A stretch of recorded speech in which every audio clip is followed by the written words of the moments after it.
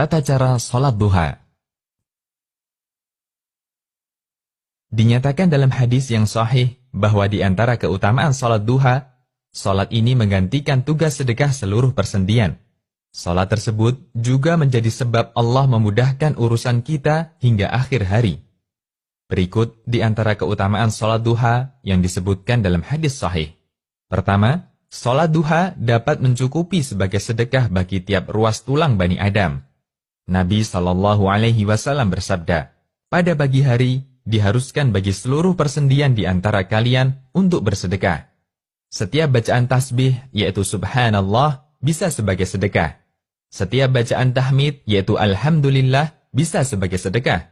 Setiap bacaan tahlil, yaitu la ilaha illallah, bisa sebagai sedekah. Dan setiap bacaan takbir, yaitu Allahu Akbar, juga bisa sebagai sedekah.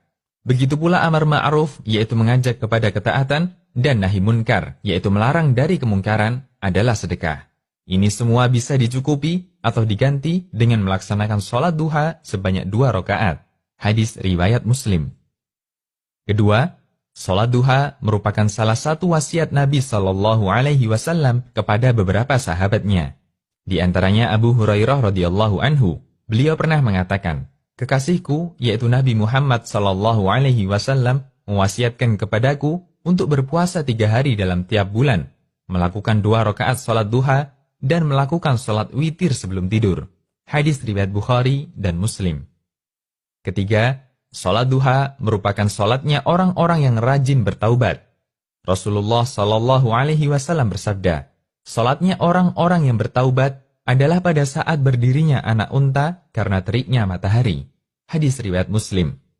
Syekh Muhammad bin Saleh Al-Utsaimin dan Syekh Abdul Aziz bin Baz rahimahumallah dalam penjelasan Riyadhus Shalihin menyebutkan bahwa sholat yang dimaksud adalah sholat duha. Hadis ini juga menjelaskan bahwa waktu yang paling afdol untuk melakukan sholat duha adalah ketika matahari sudah terasa panas. Keempat, mendapat pahala haji dan umrah yang sempurna. Dari Anas bin Malik, Rasulullah SAW bersabda, barang siapa yang melaksanakan sholat subuh secara berjamaah, lalu dia duduk sambil berzikir pada Allah hingga matahari terbit, kemudian ia melaksanakan sholat 2 rakaat, maka ia seperti memperoleh pahala haji dan umrah. Beliau pun bersabda, pahala yang sempurna, sempurna, dan sempurna. Hadis riwayat Tirmidzi dan dihasankan Syekh Al-Albani. Kelima, termasuk sholat awwabin, yaitu orang yang rajin bertaubat. Dari Abu Hurairah radhiyallahu anhu, Rasulullah SAW bersabda, tidaklah menjaga sholat sunnah duha, melainkan awwab, yaitu orang yang kembali taat. Inilah sholat awwabin. Hadis riwayat Ibnu Khuzaimah, dihasankan oleh Syekh Al-Albani. Imam Nawawi rahimahullah berkata, awwab artinya adalah orang yang taat. Ada pula ulama yang mengatakan bahwa maknanya adalah orang yang kembali bertaubat. Hukum sholat duha. Menurut pendapat yang paling kuat, hukum sholat duha adalah sunnah dan boleh dirutinkan. Abu Hurairah radhiyallahu anhu mengatakan, kekasihku yaitu Nabi SAW mewasiatkan 3 nasihat kepadaku, berpuasa 3 hari setiap bulannya, melaksanakan sholat duha 2 rakaat, dan berwitir sebelum tidur. Hadis riwayat Bukhari dan Muslim. Waktu sholat duha. Sebelumnya kita awali dengan hadis tentang waktu larangan sholat. Terdapat hadis yang menyebutkan waktu larangan untuk sholat. Dari Uqbah bin Amir radhiyallahu anhu, dia berkata, ada 3 waktu di mana Nabi SAW melarang kami untuk melaksanakan sholat di 3 waktu tersebut, atau menguburkan jenazah kami.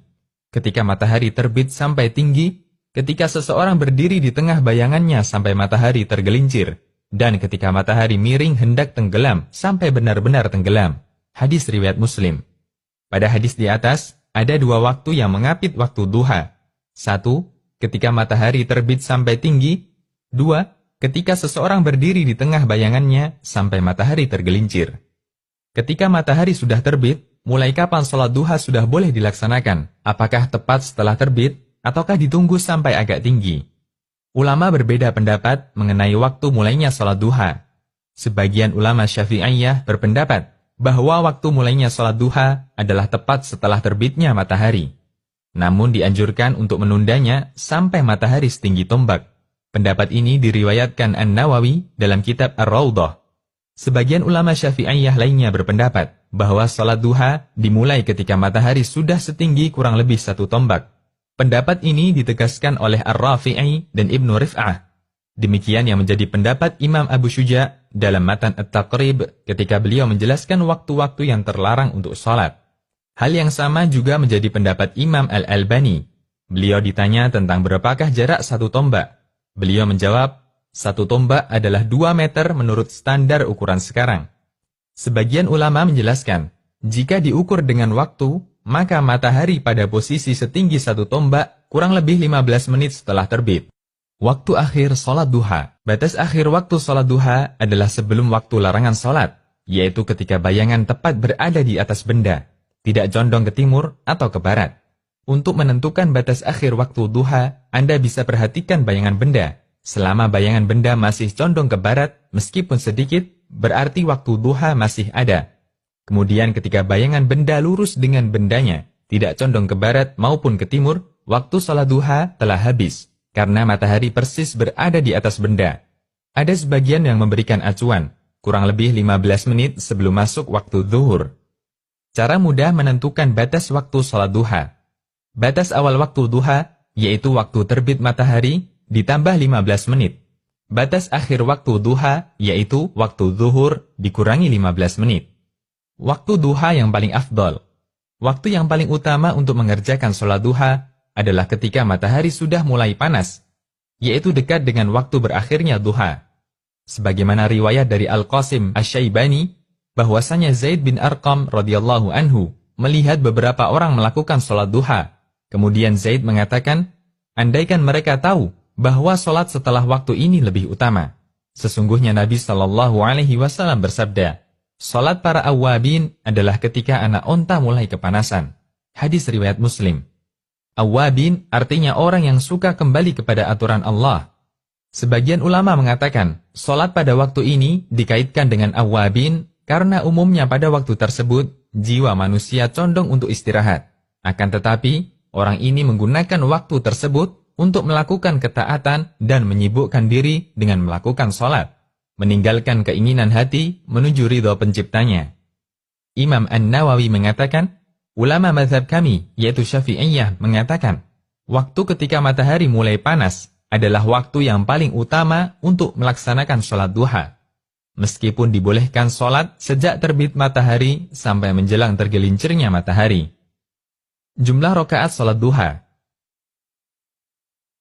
Jumlah rakaat salat duha minimalnya adalah 2 rakaat, sedangkan maksimalnya adalah tanpa batas. Mu'adzah pernah menanyakan pada Aisyah radhiyallahu anha, berapa jumlah rakaat salat duha yang dilakukan oleh Rasulullah sallallahu alaihi wasallam? Aisyah menjawab, 4 rakaat dan beliau tambahkan sesuka beliau. Hadis riwayat Muslim. Maksud keterangan Aisyah bahwa Nabi sallallahu alaihi wasallam umumnya salat duha 4 rakaat. Beliau kerjakan 2 rakaat salam, 2 rakaat salam. Dan terkadang beliau tambahkan beberapa rakaat sesuai yang beliau kehendaki. Allahu a'lam. Bacaan doa setelah salat duha. Terdapat doa yang terkenal di sebagian kalangan untuk dibaca setelah salat duha. Lafaz doanya adalah Allahumma inna ad-duha'a duha'uka wal baha'a baha'uka wal jamala jamaluka wal quwwata quwwatuka wal qudrata qudratuka wal ismata ismatuka.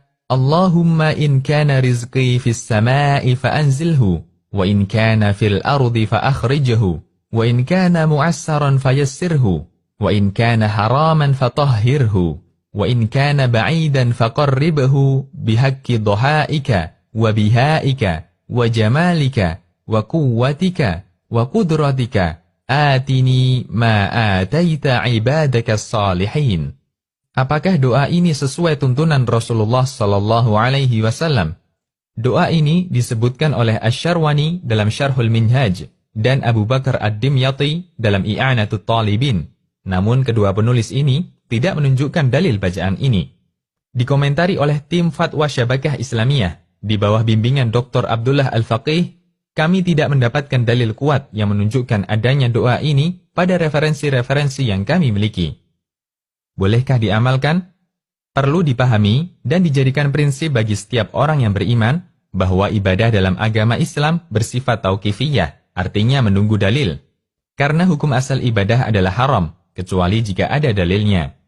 Apapun bentuk ibadah tersebut dan siapapun yang mengajarkannya, satu harga mati, semua harus berdalil.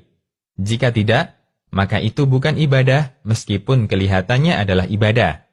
Tidak ada doa khusus setelah sholat duha. Hanya saja disebutkan dalam riwayat bahwa Nabi SAW pernah sholat duha, setelah salam beliau mengucapkan, Allahumma ghfirli wa tub alayya innaka antat tawwabur rahim.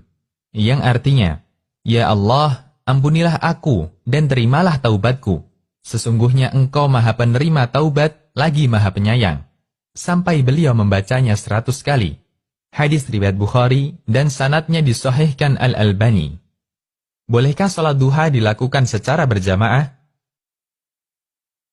Sebagian ulama menyimpulkan, sholat duha boleh dilakukan secara berjamaah dengan beberapa persyaratan berikut. 1. Dilakukan kadang-kadang, atau tidak dijadikan kebiasaan. 2. Tidak terikat hari, waktu, atau momen tertentu.